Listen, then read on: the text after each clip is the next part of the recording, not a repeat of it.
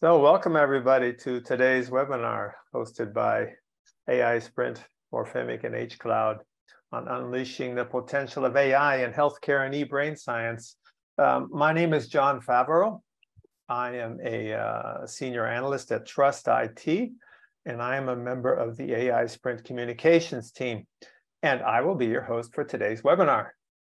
Well, we have a very rich and dense program today for you with several speakers who I'd like to briefly introduce now. So could you pass to the next slide? So Geir is a senior advisor at the University of Oslo and is the coordinator of the Morphemic project. Danilo Ardagna is a professor at the Politecnico di Milano and is the coordinator of the AI-SPRINT project. Ferath Kherif is with the University of Lausanne, and in particular, the Lausanne University Hospital, where he is leading the Morphemic use case on e-Brainscience. And Adeliya Latypova is a postdoctoral researcher at the University of Lausanne who is working together with Ferath Kherif, and in fact will co-present the Morphemic use case on e-Brainscience with him. And last but not least, Davide Cirillo is the head of the Machine Learning for Biomedical Research Unit at the Barcelona Supercomputing Center and is leading the AI-SPRINT use case on personalized healthcare. So could you pass to the next slide now? Just for fun, a quick look at who we have with us in the webinar audience today. This bar chart shows the sectors that you have indicated when you registered. The top 3 sectors today are education, software, and system integrators, which is quite appropriate for the different topics we'll be discussing. So let's get right into the webinar now. And I would like to now pass the floor to Geir, who will be speaking to us on the AI concept in the Morphemic project. Geir, the floor is yours. Thank you. Can you give me the right to share? So now you're able to see my presentation, I hope. Yes.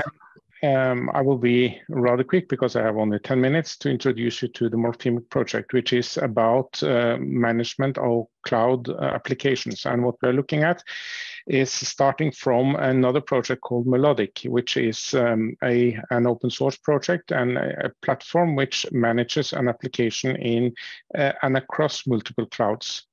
So why did we start this project? Well, because we wanted a way to use cross-cloud that was simple. There are many different ways you can deploy applications in the cloud now these days, and we wanted to have a unified way to do this. And we also wanted to actually manage the application because many applications are running for a very long time. They are persistent applications, and we needed to optimize them as we go along and as the load and demand the changes for these applications. So what we did was we created a platform starting from the autonomic computing loop, which is basically based on a model of the application that describes the application and the goals of the deployment of the application. Then this model is being analyzed, and a deployment is being planned from the basis of this model.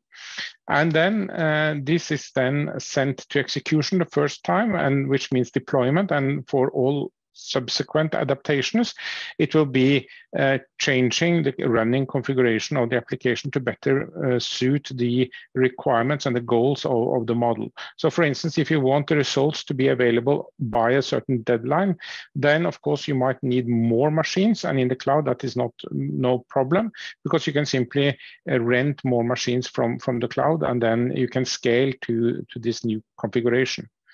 And this requires that you actually monitor the load on the machines. This not only the load, but also, for instance, an application-specific things like the number of users or the location of the users, and also for instance, the computation time of scientific processes you submit to the cloud. And this is something that Ferath and Adeliya will talk more about when they talk about their application. So what we do describe is that you describe the application in a model, and there are different viewpoints to this model. So you have the application developers, data manager, business manager, and system administrator. All of these have different inputs. And in the end, we end up with a constraint programming model that we use to optimize the deployment of the application across clouds. And in order to facilitate this description, we have developed a language, a domain-specific modeling language called CAML that actually covers these two parts of the description of the application. Now, so what it does is basically it's a continuous loop where you have the model, and based on this model, we do runtime optimization of the application. At this point, we can use many different solvers. We already have deployed standard mathematical solvers, but constraint-based solvers, but we also have deployed learning-based or other kind of both reinforcement learning and deep learning-based solvers. Based on the outcome of that optimization, there is a deployment, and based on that deployment, we actually gather the information we need in order to make a better deployment in the next round.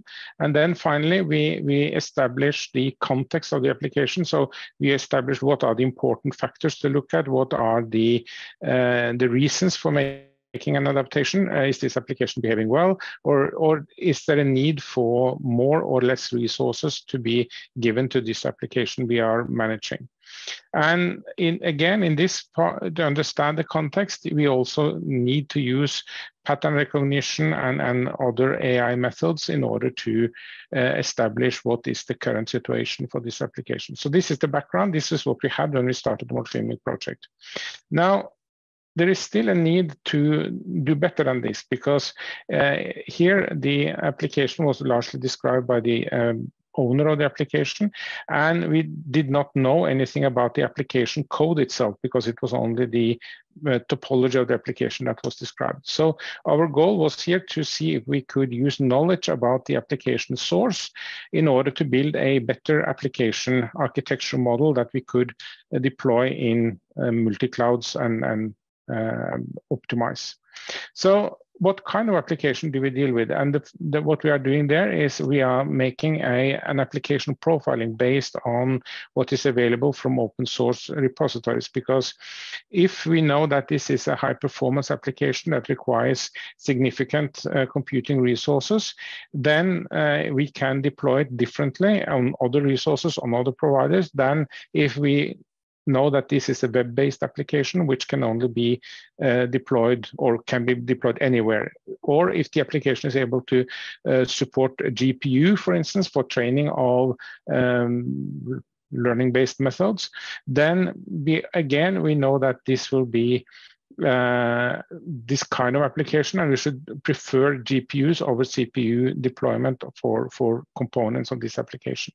So this is why this application profiling is important. And based on that, we come up with a deployment model, which we then can deploy as a CAML model. And then when we start gathering the information, we can again investigate into this the time series that we are collecting to predict whether this application behaves nicely or whether this application behaves in some kind of abnormal ways, or how this application will evolve over the near future, so that we can scale and we can redeploy the application according to estimated future needs. So this again leads to another optimization problem, which is outside of melodic, which is based on what kind of components do we have available? Do you have a component compiled for FPGAs or GPUs, or do we only have components compiled for CPUs? And in this case, if you only have them for CPUs, then there is no real possibility to deploy to different hardware or more speedy hardware. But if there are different variants of the components, then of course we can use them in order to optimize the model and to say that instead of using CPU, we think that this application at this point rather should use GPUs in order to meet its deadline, or in order to meet other constraints, or in order to be more cost efficient, because now the application undergoes a training and we will need more machines to do the training if we run them on CPU than if we rent more powerful GPUs for these training purposes. And then, of course, this can lead to a new camel model, and then we can redeploy this new camel model in the melodic, and melodic executes the decisions that we have taken in Morphemic. So there are many aspects of Morphemic, as you can see in this picture, and the goal is that we are aiming to understand better the application and also allow the application to be polymorphic in the sense that it can be deployed in many different hardware configurations, and these can be decided upon at runtime depending on what is possible. And if new capabilities become available, like TPUs or other dedicated AI-based hardware, then of course this can also be taken into consideration in the optimization and used to deploy the application in an even better way, or a more cost-efficient way for the application owner. So this picture basically shows the Morphemic ID and the Morphemic topics of intervention, and it sort of builds around the melodic core platform. So this was what I was going to say as an introduction, and then you will see it in action with Adeliya and Ferath later on. Thank you. Thank you very much, Geir. As you can see on his last slide, you're of course welcome to ask questions, and if you don't have any questions yet, but they come up afterwards, they can be answered also during the Q&A session. So by all means, post your questions in the Q&A slot, and we will ensure that we get to them during the Q&A session. And finally, as he said, you will see it in action, the Morphemic concept in action during the exposition of the use case. But now we're going to look at the AI concept within AI-SPRINT, and we're going to hear from Danilo Ardagna. Danilo? Okay, can you hear me? Yes. Okay, great. Because I'm, by sharing the panel changed, I was not sure how to unmute myself otherwise. So well. Great. So thanks for the introduction, John. And actually, the goal of the AI-SPRINT project is twofold. AI-SPRINT has two main ingredients. The first one is AI, and the second one is edge technology, and so a computing continuum, actually. So the two both are characterized by a very important growth, and there is a general consensus that the innovation will come from the tight integration of AI and edge technology, because in this way, actually, AI application can reduce the latency and can also increase the privacy of the data of the final end user that feed with their data the AI applications. However, if we consider computing continua, there are several degrees of freedom, because we have the availability of several different sensors with some built-in capabilities for running at best AI workloads. But on the other side, we have also, this continuum is characterized by heterogeneity, and managing the resources in this way becomes more challenging. So the goal of AI-SPRINT is to develop a design time and a runtime framework that helps in designing and managing AI applications. So we provide some simplified programming models where, thanks to some annotations, the programmer can set up some constraint on the accuracy and on the performance of AI applications, which can then be traded off also at runtime according to the real workload of the AI application. We have some automated tools for the deployment, and we are able to identify also the minimum cost infrastructure that support the AI application with a given service level objective target. And moreover, we're also developing some solutions for security where we can protect the execution of the cloud in the cloud backend, even in the scenario where the opponent has root access to the cloud resources. And given our particular focus on AI, we're also developing some specialized building blocks for AI, which allow to implement a distributed training and privacy preservation, mainly thanks to federated learning. We are also developing some solution for network architecture search. So if this is the context of AI-SPRINT, today the aim today is really to discuss how AI is helping in building on one side some solution to manage the underlying infrastructure, and also how AI is used at the application level. So in the first part of the webinar today, more or less, we are talking about AI Ops, which is a new industry trend, where the core idea is given the possibility to monitor the infrastructure, we can collect huge data sets on top of which we can build some machine learning models, some AI models that can help in the infrastructure management. So actually the current solution allow to support historical analysis, allow to build some correlation and contextualization in a way that, for example, you can correlate some system failure or some attacks with the symptoms that you can gather from the by analyzing the log at runtime.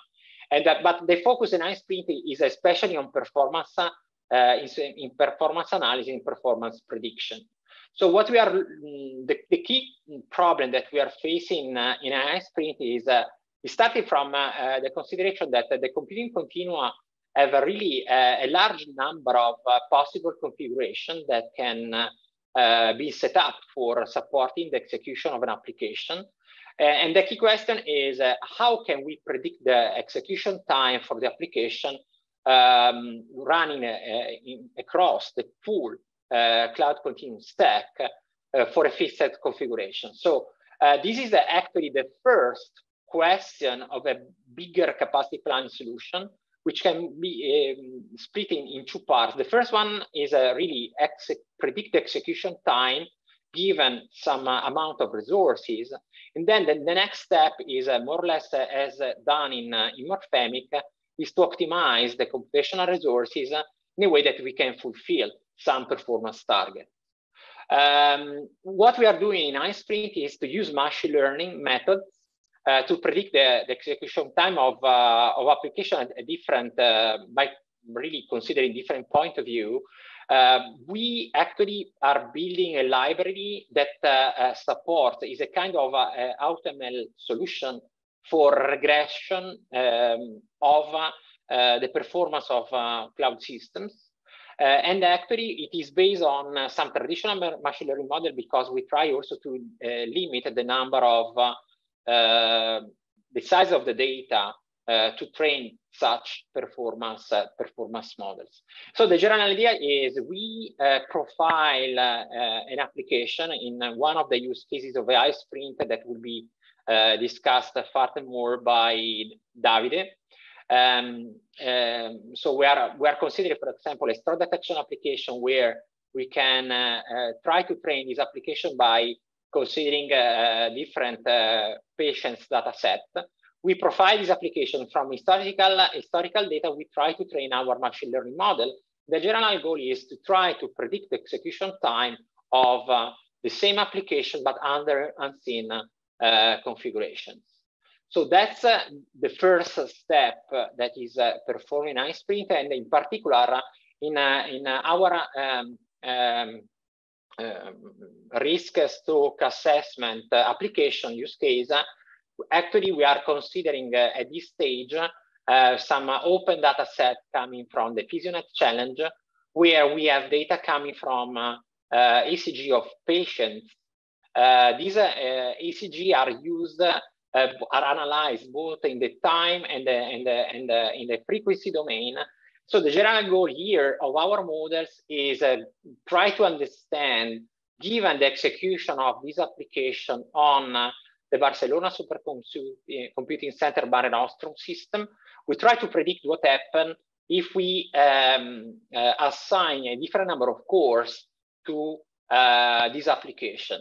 So here I report some results where you see, I mean, the red cross are the data that we try to predict, and the green dots are vice versa, our ground truth. And as you can see here in this kind of analysis, where we call this interpolation analysis, because we try to predict the performance of our application within the range that was considered for the training of our data set, performance model data set.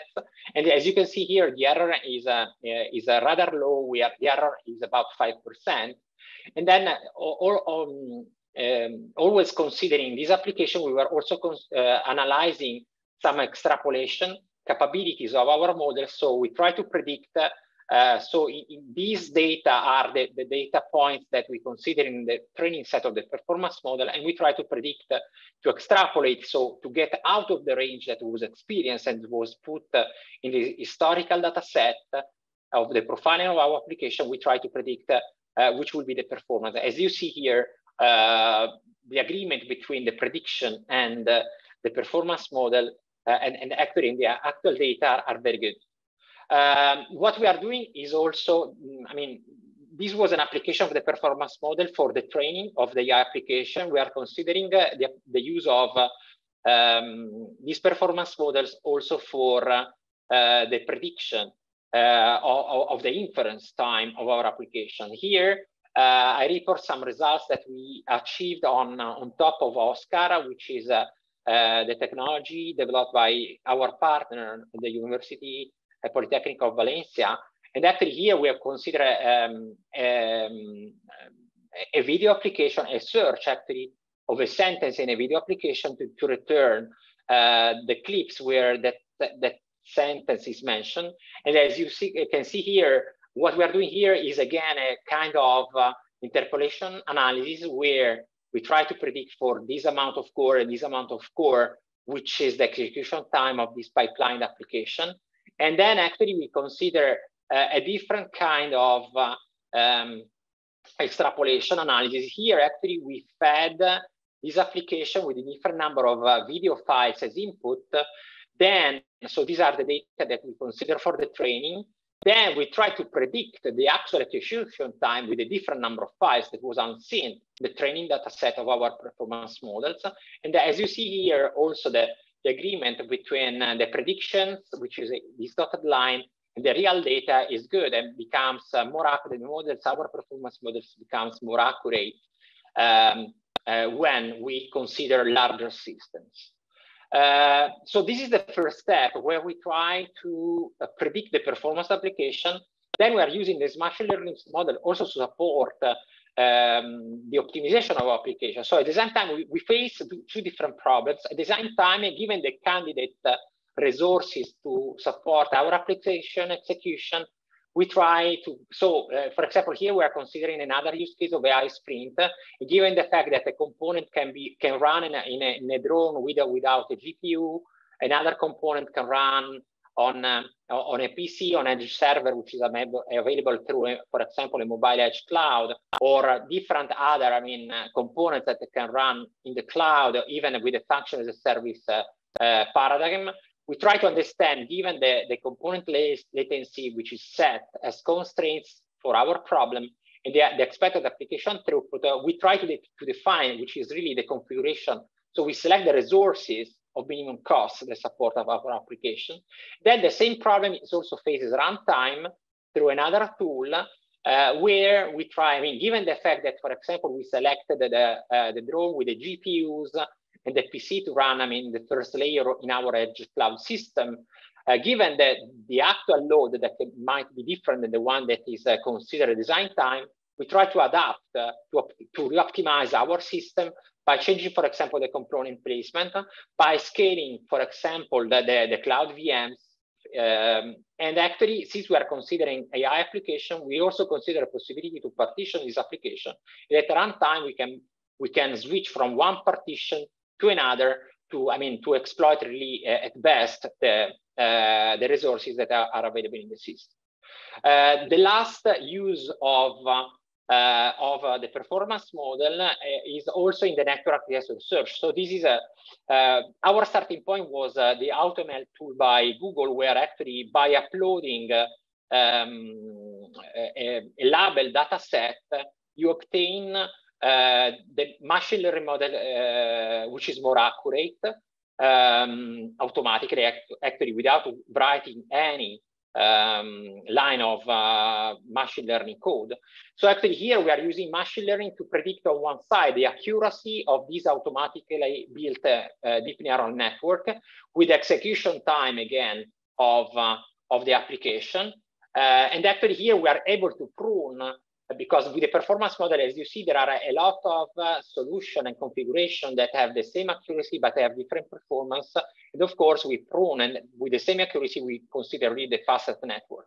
And in this way, actually, we are able to decrease the train time of the target application from 2 to 4 times lower than the traditional, the initial solution that by Google that we consider in our research. So that's all, and I think we are almost running out of time for my slot. I think we can take the question afterwards. Great, thanks very much, Danilo. Yes, we can certainly take the questions during the Q&A session, and please keep the sessions coming into the Q&A slot. But before we move on to the main event, let's say, that is the exposition of the use cases, I'd like to have an interactive session with the audience. I'd like to run a couple of polls and get your opinion on a couple of things that are important in the world of AI today. So could we run now the first poll? Okay, so I hope you can see it, everybody. The first poll question says, in your opinion, what is the main reason why AI is starting to be increasingly used in the healthcare and e-Brainscience fields? Because it can automate, because it has a predictive power, it can construct a series of rules, simply that it can operate 24/7. All right, so far, I see, okay. All right, we're beginning to get other opinions now. Let's hear from everybody.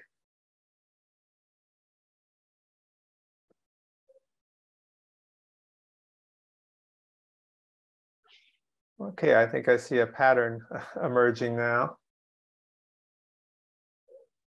Any more?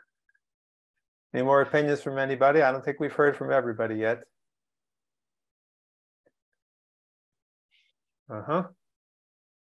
Still have a few more that can answer.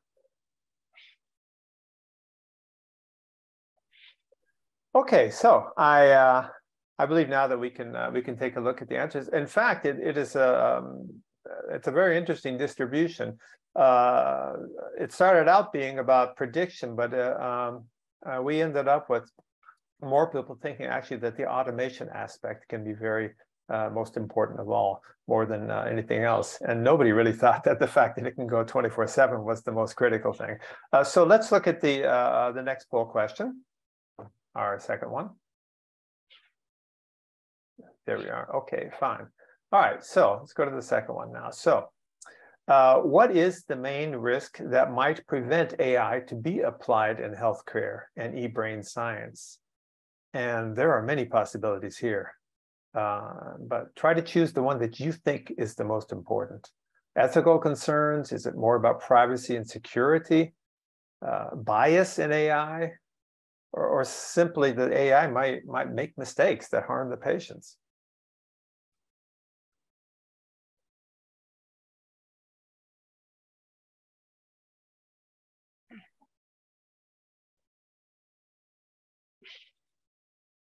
At the moment, it's about incurring errors the most. Anybody else want to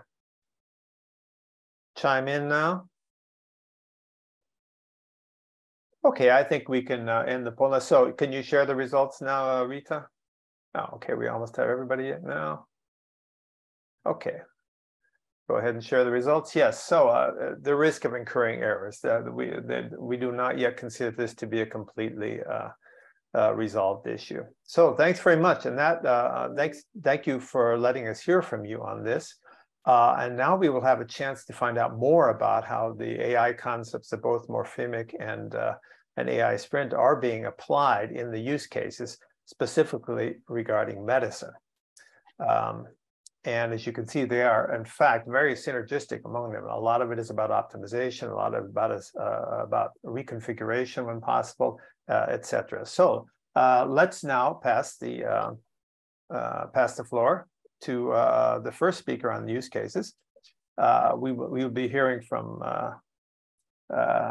on the E-Brainscience use case, and I believe it will be a co-presentation of both Ferath and Adeliya. So I'd like to now pass the floor to whoever of you is showing the slides. Okay, the floor is yours. You need to unmute.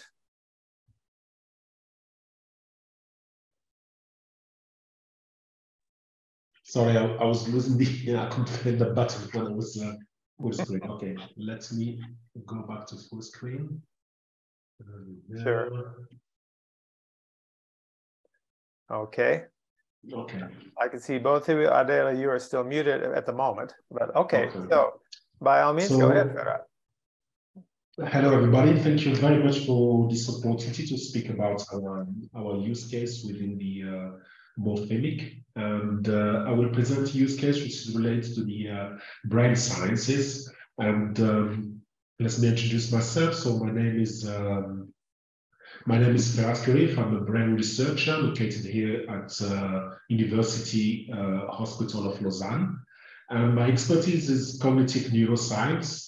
And through the last few years, we have been greatly interested in the application from the computer science side and how to use this for modeling also the brain and its function.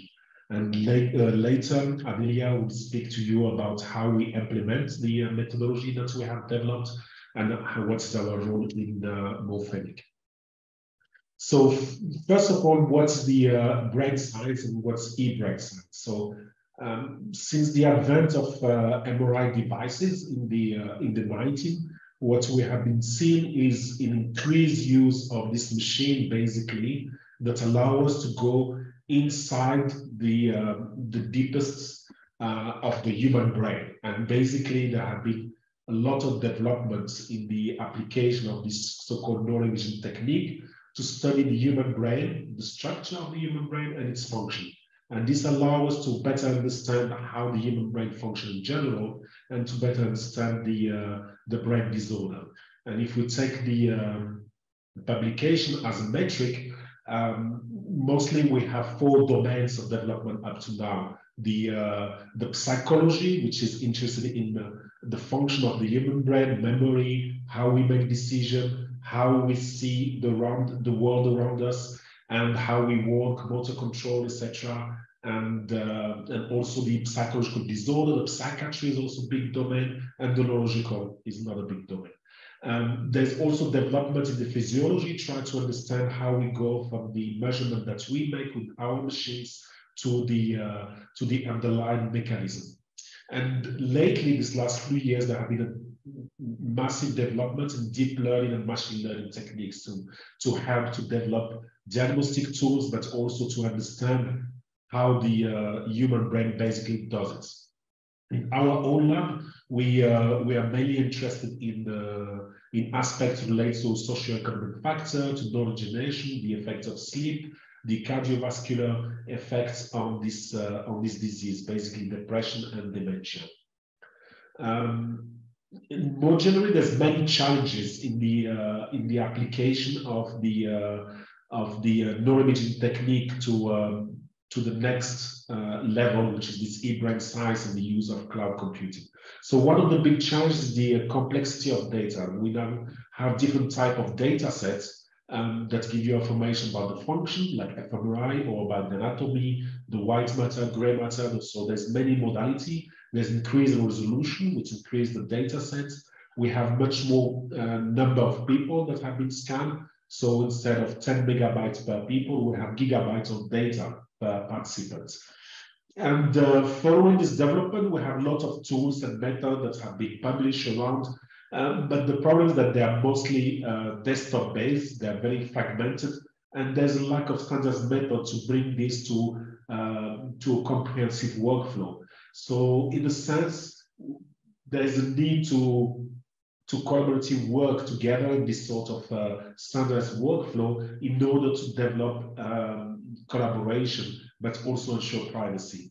In this whole challenges, the missing aspect is related to the infrastructure and to the deployment. So basically, where these tools are going to run, on which machine, which RAM they're going to use, exactly where they're going to run, and how they're going to be deployed, never be taken into account. And this is what makes interesting our collaboration with the Morphemic project, because it tackles really this question about the where and how to do it basically in the most optimized way. And with the team of computer scientists, we were interested in two main use cases that will be presented today. The first one is the image pre-processing, because this is one of the most complex. I say we have multiple data sets of different modalities. Some modalities are present or not. The size increase, and some are very fast. They take a few seconds, and some can take days. So the issue about how to ensure that this run the most efficiently as possible is very important. And the other one is related to what has been mentioned before, is how to do machine learning. Basically, how can we build a model and learn from all this data, knowing that this data are in different locations. And by harmonizing the workflow, we ensure that we have data consistency of the results, but still we have a problem of privacy. And this is also one of the issues that we can tackle using Morphemic. The benefits of Morphemic that has been presented before by Geir is this ability to have this polymorphic deployment. So the question of where we're going to run these tools and how to deploy them in the most efficient way in a dynamic manner that is adapted to the size of the workload, the size of the data, and the location of this data. So building on this ability of adaptation. The other aspect that will be shown, which is also greatly important, is this hardware acceleration, where for the process that take a long time, we can benefit from selectively routing the application to from CPU based to GPU or FPGA. And what is interesting in the Morphemic approach is that we can do that in a much more easy way. We have a unified user interface, where a unified model, which is a camel model, where the application is described and can be deployed independently of the complexity of the workflow and the underlying language that we are using, Python or MATLAB. So the last few years we have been working on first solution where we brought together all our workflow in one comprehensive workflow, and Adeliya will show you how now we have been starting from this unified workflow using Morphemic for the deployment and adaptations that scale according to the data set. So, thank you, Ferath. Yes, I share my screen and continue. So can you see my presentation? Yes, so thank you. And now I would like to go more into technical details of our application. I will mainly focus on the imaging pre-processing pipeline. And we'll talk about modeling, deployment, and optimization through the Morphemic platform. So you see our pipeline. It consists of many tasks.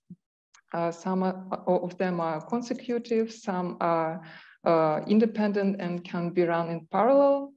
So originally it was tailored for the data set that was acquired in our lab, and actually it's really a rich data set that includes several types of data images, so sequences, protocols, how we call it. For example, multi-parametric maps, diffusion MRI, or functional MRI.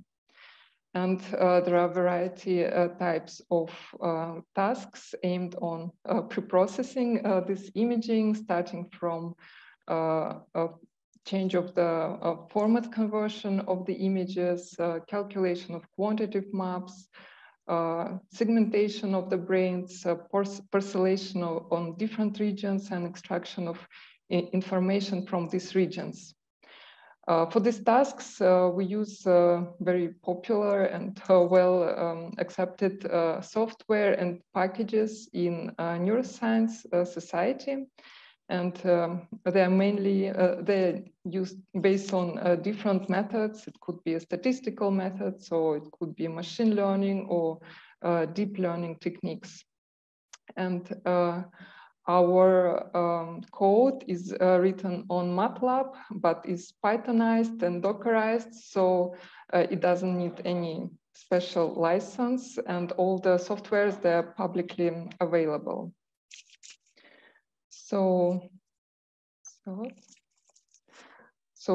The aim, our aim within the Morphemic project is to bring our application on the cloud, so to make it publicly available and be able to deploy it in the most optimal way, so time-wise and of course cost-wise.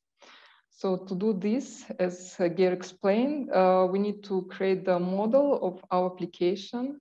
So in this model, we need to describe the components. In our case, we have two main components. It's a scheduler that runs our workflow and orchestrate the tasks, and the workers where the task actually runs. And the workers can be of different types. It could be CPU, GPU, or for example, FPGAs, depending on requirements. And what is important for us, what Morphemic can do while deployment is polymorphic adaptation deployment. So it can create the instances, different types of instances, depending on the task requirements. Then the grouping feature is important for us because it can group the tasks and run them on the same VMs.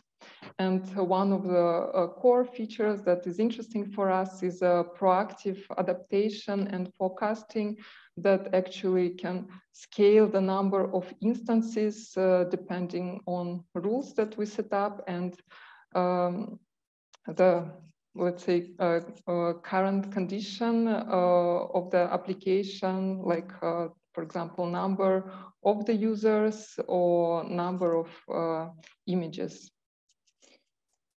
So to do this optimization, we should also provide metrics to the Morphemic and utility formula. So metrics, it's any information from application or from our instances then can help to decide the most optimal configuration. And utility is basically the formula or the rule that should define the most optimal configuration. And in this slide, you see one of the examples, how can we do with our workflow. As I said, it has many tasks that has different dependencies and could be very complex. And what can we do is, for example, try to estimate the workflow duration and see depending which resources we have, whether we meet deadline or not. And this can be done by collection different metrics, for example, the number of running tasks, the time of the tasks, number of pending tasks. So it's a task that are ready to run, but there is no resources. And so we can estimate this workflow duration, or we also can predict it basing on the historical data.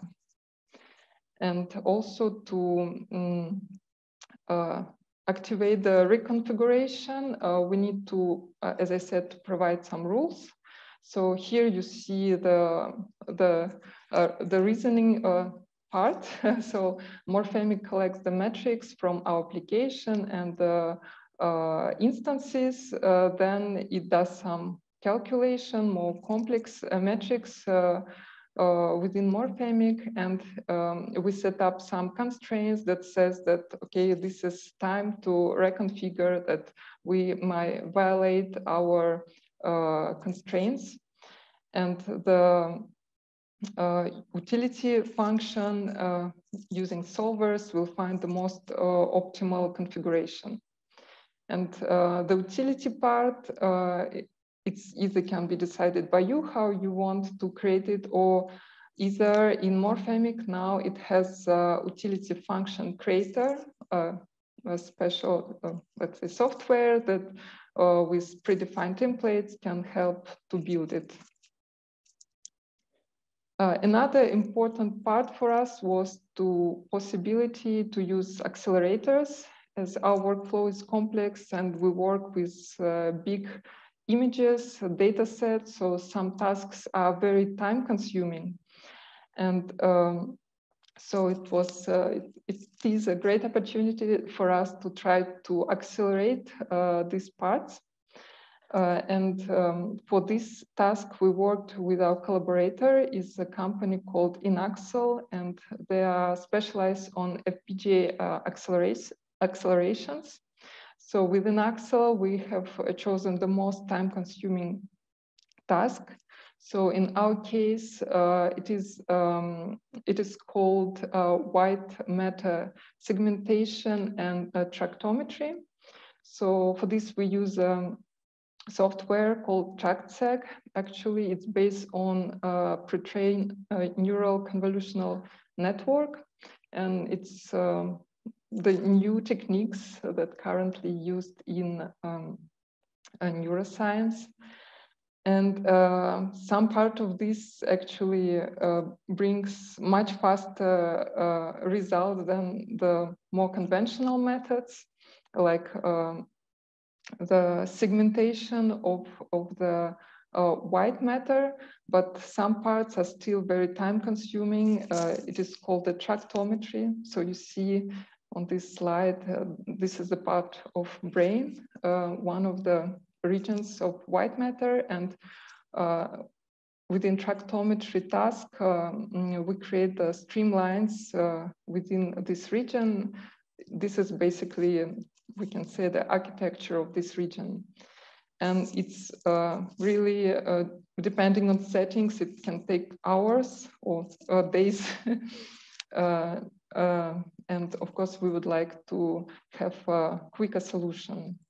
So what Inaxel did, they looked through the code and they defined the areas, the parts of the code that can be accelerated. And here you see the result that they could increase the speed up the calculation for more than 2 times. And another important part that now the code using not all cores, but only one core for computation, meaning that it can be optimized while running several subjects or several data sets in parallel. So as conclusion, yes, here we presented how we built our E-Brainscience tools on the cloud using Morphemic project. These tools can support heavy pipelines and federated learning. that I didn't really go into details, but yeah, it gives already this example on pre-processing pipeline gives you a good idea how it can be done. And of course, what is important for us that it minimizes our cost and energy consumption. Thank you. Thank you very much, Adeliya, and also Ferath, for this fascinating set of talks. I'll come back to just about everything you said in those talks during the Q&A session. So thank you for this. But before getting to the Q&A session, let us now hear from Davide Cirillo, who will tell us about the personalized healthcare case in AI-SPRINT. Davide, the floor is yours. Thank you. Thank you so much. Okay, I think you can see my screen, right? Yes. Okay, great. So thank you for having me today talking about the personalized healthcare use case of the project AI-SPRINT. I am Davide. I work at the Barcelona Supercomputing Center in the Life Sciences Department. And the Barcelona Supercomputing Center, first of all, is a research institute that hosts one of the most powerful supercomputers in Europe. You can see it depicted on the right-hand side of the slide. And you can also see that the location of this supercomputer is quite peculiar. It's actually located inside a church. So if you didn't have already an excuse to visit Barcelona, well, visiting the Barcelona Supercomputing Center is definitely something that I recommend. It's a really suggestive place to visit. So as I said, it's the performances of these supercomputers are very high. It's called the Mare Nostrum 4, but we are actually in the process of installing the Mare Nostrum 5, which is way more powerful than its predecessor. So if we were ranking very high already in those supercomputing rankings, I mean, with Mare Nostrum 5, we are going to skyrocket in Europe, definitely. Okay, so the Barcelona Supercomputing Center is developing inside AI-SPRINT the use case about personalized healthcare. But as it was mentioned by Danilo before, the use cases are actually three. There is one use case focused on agriculture, another one on maintenance and inspection, and then there is the personalized healthcare use case. So we're going to talk about this. This is about developing artificial intelligence models for assessing the risk of stroke using wearable devices. So let's delve a bit deeper into this use case. So first of all, as you may know, stroke is a cerebrovascular disease that can be roughly categorized into ischemic stroke, if there is a clot that is blocking the blood flow to an area of the brain, and hemorrhagic stroke, which is, of course, when you have a bleeding in an area of the brain due to the rupture of a blood vessel. In both cases, it's really important to intervene immediately because, of course, the more time passes, the more damage is done to the neurons. And the cognitive and movement impairments or even death can be really short time. So it's important to intervene immediately. As you can see on the right in the pie chart, this is something that occurs in most of the cases in the second part of the lifespan of an individual. And it's also something that is more frequent in women than men, and I will go back to this in the next slide. And unfortunately, the mortality, as I said, is very high. And on top of that, the survivors of stroke often experience a recurrent stroke, so it's something that also tend to happen again. So the identification of a stroke in women is particularly difficult, and this is also one of the reasons why we see much more strokes in women than men. And this is because, historically speaking, we have been trained much more in recognizing the symptoms that are actually typical of men instead of women. So the classical face dropping, arm weakness, speech difficulty, we all associate these to a stroke very easily. But actually in women, it has been recently observed that the type of symptoms are actually different, like nausea, fatigue, headache, something that we don't really think about a stroke when we observe those. So this is just to say that it's really important to have this sex and gender consideration when we are collecting data, and in particular when we are training artificial intelligence systems, so that we address for those sex differences and we can deliver a better healthcare for both sexes. So the good news is that 80% of all stroke can be prevented, and this is mainly due to two aspects. So in one hand, the fact that we identified very well-defined risk factors that we can, for instance, detect in the population through questionnaires and surveys, often about the lifestyle choices of a person. On the other hand, we can prevent stroke by having a continuous monitoring of the vascular activity of those people. Even better if this continuous monitoring is non-invasive. And specifically the electrocardiograms, so the heart activity, is particularly important because allow us to identifying forms of arrhythmias like atrial fibrillation, which has been associated to the occurrence of stroke. The problem is that those arrhythmias occur days before the occurrence of a stroke, so having a continuous monitoring is definitely desirable. Now, I am mentioning the non-invasiveness of this because we already have many devices that are able to record electrocardiograms. The problem is that, as you can see from this slide, there are some that are able to record continuous electrocardiograms, like, for instance, pacemakers, but that must be implantable and implanted in the body. So this is, of course, highly invasive. The devices that are not invasive or minimally invasive, like, for instance, smartwatches, on the other hand, are only able to record intermittent electrocardiograms. For instance, an Apple Watch or a Fitbit smartwatch is able to record up to 30 seconds of electrocardiograms. This is, of course, not clinically relevant in a way. So a good compromise that we consider for the AI-SPRINT use case is this technology that is manufactured by a Spanish company that is called Nubo. So this is a textile that is embedded with sensors that are able to record the continuous electrocardiogram up to 30 days.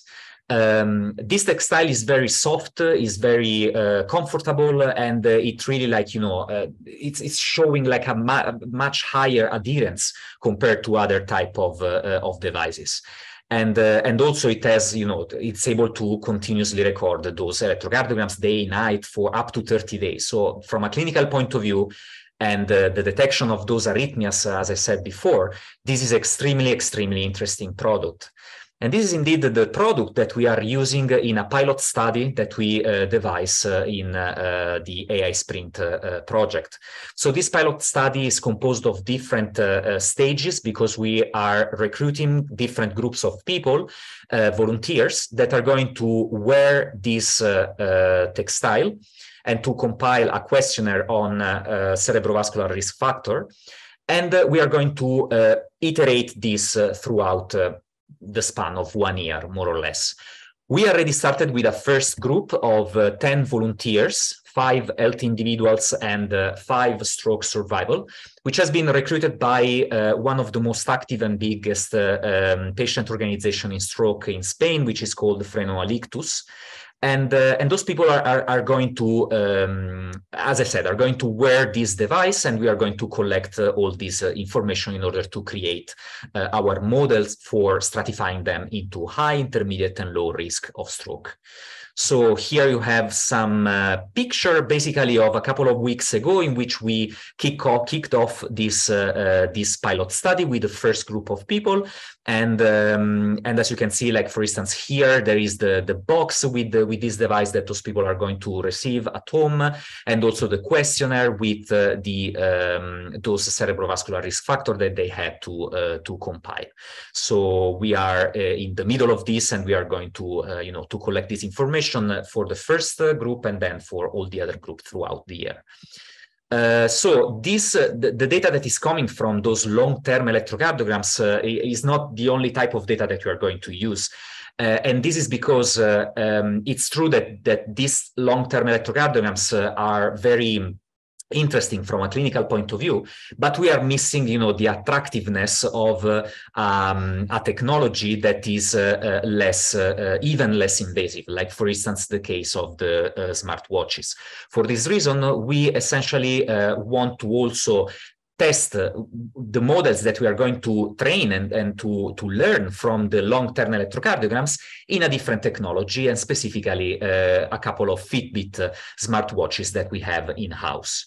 So all this is also supported by other collaboration external to the project with an hospital here in Barcelona, which is called Vall-d'Hebron, and an initiative at the Life Sciences Department of the Barcelona Supercomputing Center, which is called Bioinfo for Women, which foster the study of sex differences and in particular accounting for this, as I said before, in order to avoid biases in the models.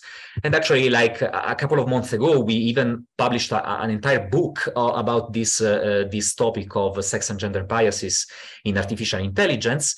This has been a project promoted by a Swiss non-profit organization called the Women's Brain Project, with contribution from both academia and the industry. And it has been praised a lot, in particular by illustrative figure in this area, like Professor Longa Schivinger, who actually endorsed this reading for medical doctors, and we think we completely agree with her.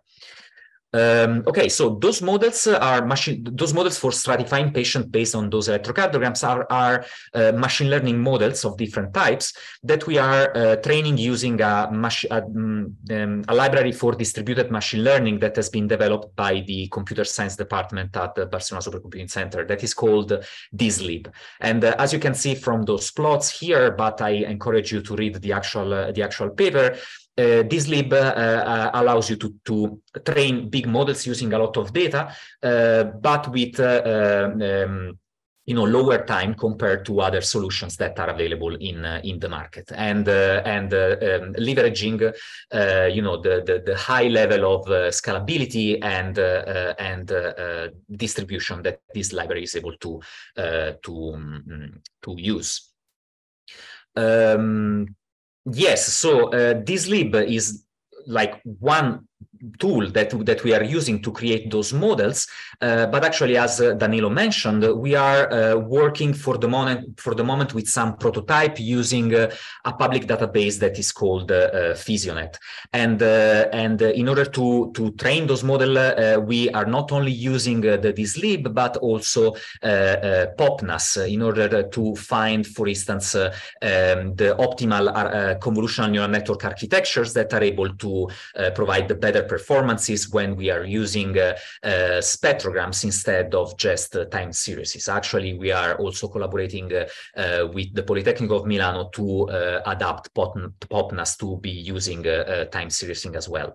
So this is just to say that those initial efforts in the creation of those models that are using this public data set are going into this direction. So using different representation of the same type of data, it can be spectrograms or it can be time series, and using different modeling approach.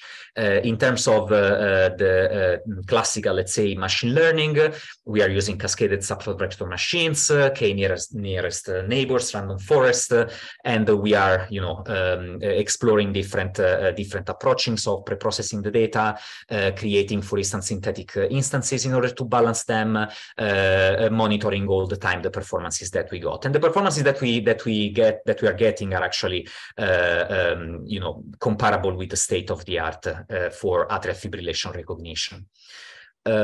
So another, let's say, another element of the project is that we want to, of course, take into consideration to addressing the privacy preservation, and this is because the clinical application of all this is going to be data that of course is sensible.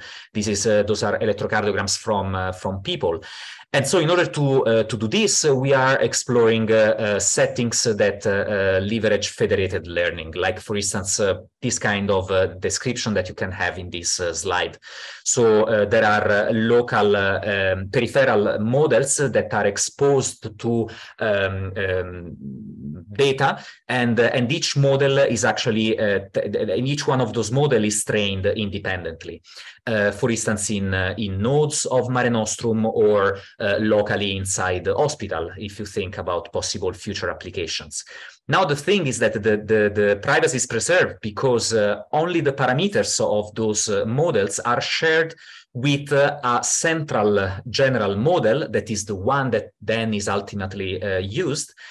That, as you can see, like is not exposed to data at any time. It's only receiving those parameters from the models that have been trained locally.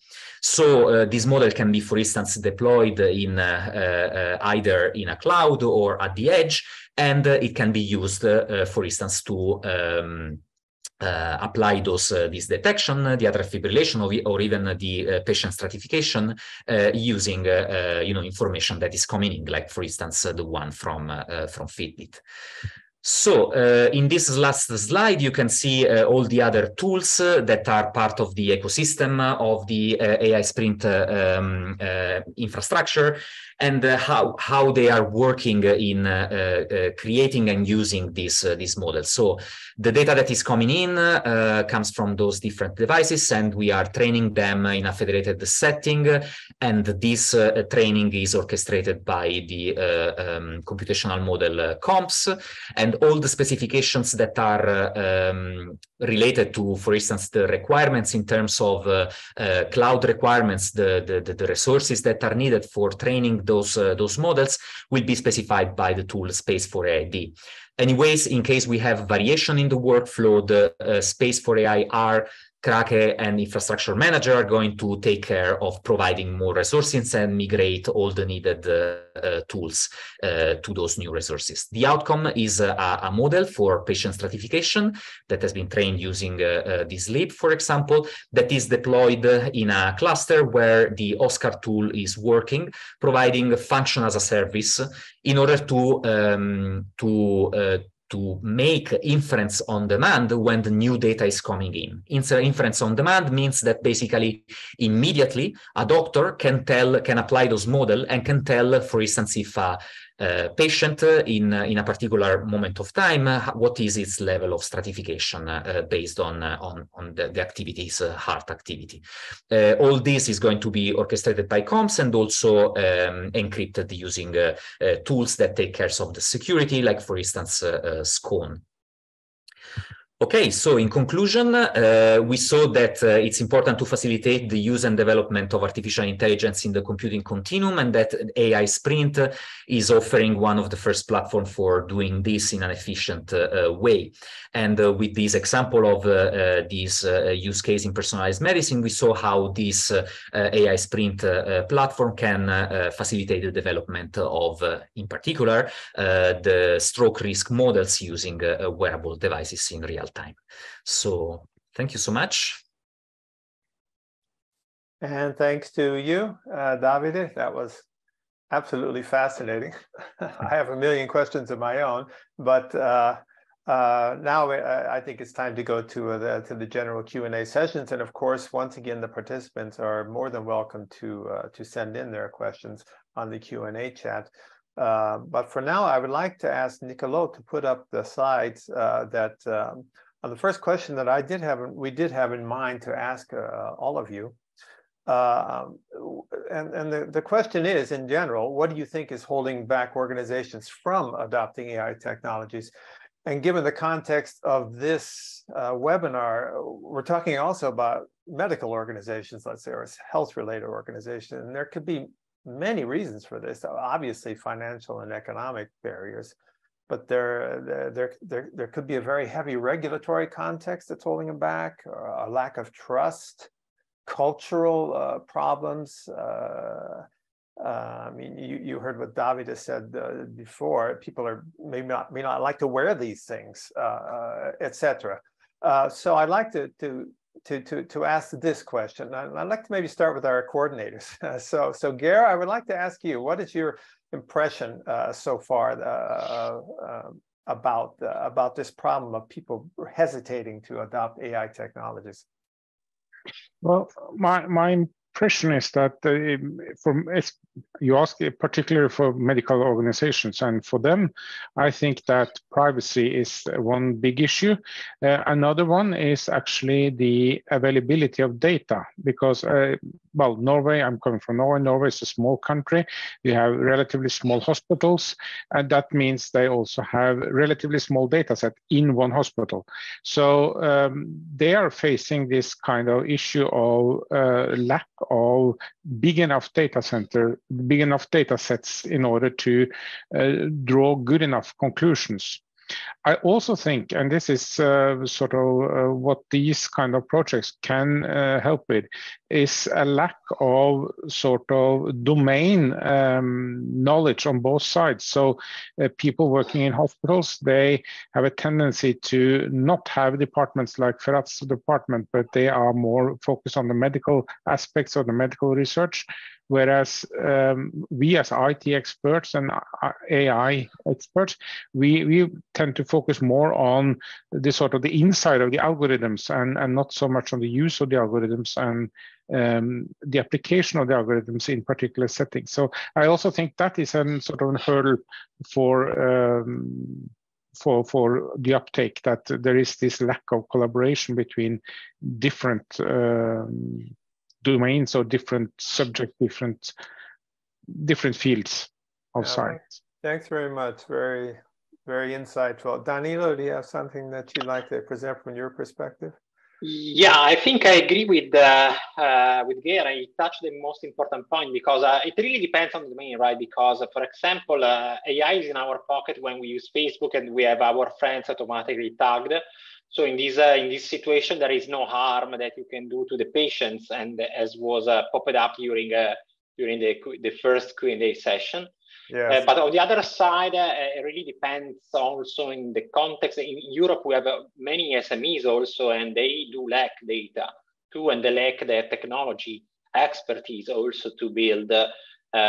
You cannot really have a PhD in AI to develop an AI application, right? So there is still a gap between the knowledge of the software developers that we have in Europe today and what is really needed to, to have a novel AI application with, innovative models, actually. So is this.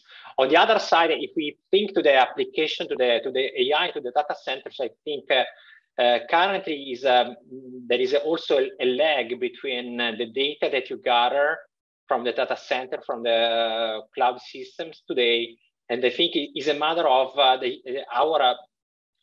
the operators of these data centers needs to get used to these new AI tools. For sure, it is a matter of time to get from solution that just face and focus on the data visualization, for example, and predictions of the data, and moving towards to really the things that automate the behavior of the system. So I think is in the path. If you look at the predictions, IDC and Gartner, they really predict that in 5 years, 90% of companies will rely on these kind of solutions. So I think we are in the path. We are taking the path, but there is we need some time to really to plug into productions these kind of systems. Okay, thanks very much, Davide. I would like to come back to you on this, because you are dealing with really getting towards the people themselves. They're actually going to wear these things and things. Where have you seen and where do you expect to get resistance from people? Yes, of course. It's there are many reasons. So first of all, as I mentioned, even how comfortable is to wear those devices is definitely a big thing. And so how aligned artificial intelligence is with everyday life of those people. Also consider that, especially in the case of the stroke patients, as I said, they might experience big impairments. So it's a very specific, let's say, type of people. No? So you also have to consider this. And like this alignment with, you know, how people are used to do things, it's also true for clinicians. And this is also one of the reasons of this, you know, resistance towards the uptake of artificial intelligence in hospitals. And I think that one of the big gap is that we don't really know like how to actually integrate like effectively the use of those artificial intelligence in the clinical practice, how it has been done historically, you know, like forever in a specific health domain.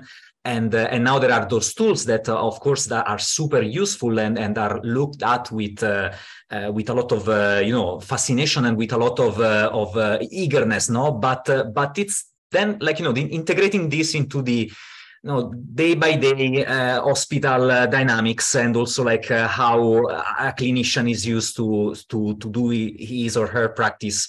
I mean, that's quite a socially interesting aspect also to address.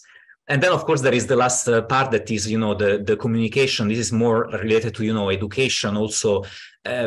So we are all, you know, engineers and people that work in the computational field. We understand, you know, the language and everything. But this is not true for, you know, the places where these technologies generally need to be then implemented. And so it's also important to address the education of both, for instance, the citizen, the doctors, you know, to how to make them communicate between each other, and to have a better understanding and appreciation and trustworthy towards those solutions. Yeah, Ferath, does any of this, what Davide just said, resonate with you? You're also working heavily on a use case. You're deep in the trenches in the medical field and trying to apply AI. What have you seen? Yeah, well, just to complement that, this is a very important topic. That's how to adopt this technology, and we are collaborating also with a project called AI for Health with WHO and ITU, with the idea to look at what are the different bottlenecks for this. So it includes all the aspects that was mentioned, and to choose basically from the point of view of a hospital. There is basically guideline for medication, right? When you take a drug, it has to be validated through clinical trial. There's also regulation for medical devices. So also this is well regulated. So now there's many initiatives in Europe, US, etc., to how to build this environment, this regulatory environment for AI solutions. So basically, the question will be what Davide was talking about: how to implement them, basically how to connect them in the safest way as possible. What are the protocols? What are the solution can be there? The validation aspect is also important. So, for example, can we have like the idea was to have like maybe a trustworthy organization that can do this sort of validation the same way that the FDA and equivalent in Europe can do this sort of validation for drugs. So there's somebody who's going to give the stamp basically to say this has been done in the most accurate manner. And this regulation doesn't necessarily include what we are mostly focusing on when we are developing technique. Is not just about the having the best performance of the algorithm. There's many other aspects that's enter to account. So I think more or less in Europe, think a conversion towards to have this environment for making sure that all these rules are in place that will allow people who are developing such technology to basically propose that technology to hospitals. Yeah, thanks very much. I think it's worth saying that this is a common problem, common challenge in AI in all of the mission critical sectors, including things like automated driving, where they all have a very tough regulatory context that they're going to have to deal with. So Adeliya, when you talked, I promised you that I would come back to some things that you said. So I'm going to put you on the spot to be the first to answer the next questions. Can you pass to the next question now, We didn't really. You were the only person who actually touched upon this during your talk, but it is an important issue that all of the AI projects are dealing with. Certainly, ones on the cloud continuum with sensors and things like that. It's a problem of energy efficiency, and you mentioned at the very end that this was helping. Can you explain a little bit better, a little bit more about how this is helping with your energy efficiency? The main aspect that Morphemic can run our application optimal way. So, for example, we have complex workflow, and if we want to run it fast, we just create as many instances as possible. But it doesn't mean that it's the best solution. So, what Morphemic should do is find the optimal way to keep the application run at within a good deadline for us, and provide the resources when it's needed. So we don't want to have some idle machines, for example, and that's how we will save the energy. Understood. Yeah, so that's in a sense energy efficiency in the large. Danilo, can you say something about energy efficiency in the small? Because at the edge, you know, the sensors have to also very energy efficient in order to last for a long time. How is AI going to help with that? Yeah, I think definitely AI can be involved in several control loops. So from the prediction side, because for example, you can really predict. Today we are, try to consider energy efficiency, but also the use of green energy sources. So for example, AI is used today, AI models are used today, for example, to predict which will be the efficiency of, which will be the energy produced by a solar panel in our roof factory. And they are merging different set of data. I mean, they are using historical data, but they are really mixing whatever it comes from the weather forecast, for example, for the public weather forecast. So actually, you can have AI helping at this level, but you can also have AI really helping through reinforcement learning solutions. That's what I've seen. Is not directly in AI-SPRINT, but this is the work done by our colleagues and in other projects I'm involved in. So actually, reinforcement learning can really help because can also take into account the deviation, the changes in the environment of the application, the context where the application runs. So this is very promising for computing continuum, where actually, if you take into account the mobility of users, the different behavior of the user, and so on. So actually, you can really follow, the changes in the user and the environment behavior to adapt the application and their underlying infrastructure according to several goals, and one could be really energy efficiency. So, Geir, am I correct in believing that probably the polymorphic approach of Morphemic is also related to optimizing energy consumption at the same time? Yeah, we are focusing mostly on performance, of course, but yes, of course, that can be one motivation for using dedicated hardware, because it's also more energy efficient. I also think that energy efficiency comes from the optimization itself, because as touched upon, when you do not need a machine, a virtual machine, you can switch it off. It's much harder to switch off a machine in a data center. Right. So sharing resources by using virtual resources in data centers through cloud technologies will actually help us to avoid running idle servers on our own premises. We'll avoid that we install unnecessary infrastructure, which we need maybe only a short period of the time. And that is also really energy efficiency, as Adeliya said. So I think that the using cloud is by far the most energy efficient thing we can do. And if you can use the clouds in an optimal way as well, then definitely that will help us from the computing aspects to save energy.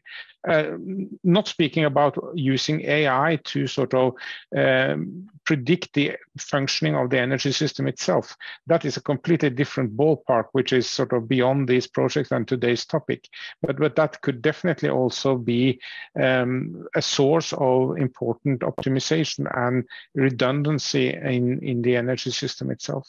Thanks very much. Thanks. Getting back to today's topic and predictive AI, let's go to the very last question that I'd like to pose to you. Maybe pose directly to perhaps to Ferath, predictive modeling, or to Davide also. Can you give some insights on current developments in predictive modeling of diseases? What is going on right now? What are the prospects? So in terms of application, the example has been in Alzheimer's disease, because this is an area where there's a lot of data. There was more data than other topic, and there was data available for developer to build tool in terms of prediction of diagnostic. With the challenge that you cannot really verify prediction until many years happen. So that's the sort of challenge to make it. So the brain disease are much more difficult than other diseases. So the applications we have seen is more in the eyes, the lung problem. So this is not easy, but at least you can compare the result of the diagnostic of the doctor and the AI machine. And in the sort, you have just to prove that you are as accurate as the physician, and you do it faster and cheaper. For brain disease, it's much more complex because we have to wait many years that things happen. And I think the challenge might be more in the sense of creating and summarize the data and create a new type of feature, because we have this complex data. Maybe try to find new type of feature through AI that can be integrated with other clinical information and part of the electronic health record, that you don't have just the writing or the summary of the radiologist. You also have the summary made by these tools. Thanks, Davide. You have something to add to this from your perspective? Yes, I totally agree with Ferath. The data availability is the big problem, because the algorithms, we have them, we know how to develop them, and most of the time, like especially for making predictive models that are useful for diagnosing or the diagnosis or prognosis of diseases, like you really need data. This is the initial step, and sometimes you don't have it. So something that I can add is that there are alternative solutions, like for instance synthetic data, and so there is more and more talking about digital twins and simulations in particular, which can help in this kind of scenarios. Also unstructured data. So there are a lot of development in natural language processing, and in particular for the processing of electronic health records that can help adding information to those models, so that can be more and more precise. And then, of course, like the ever growing high throughput technologies for molecular data. So I'm thinking about genomics, and there, like, I mean, it's an entire field, but from there also, like there are new platforms like single cell transcriptomics, and so this is also like contributing to producing better models that are more and more useful, as we are seeing in creating predictions that for diseases. Well, absolutely fascinating, all of this. This could go on for another 3 hours, but we have in fact reached the end of the time that's been allotted to us, and I'm sure that all of you have other meetings to go to. So I want to thank from my heart all of the speakers today. It has been fascinating. I want to remind the participants that the slides and the recording will be available afterwards. You will receive the information on this, and I wish all of you a very good evening. Goodbye from here. Bye-bye. Thank you. Bye. Thank you.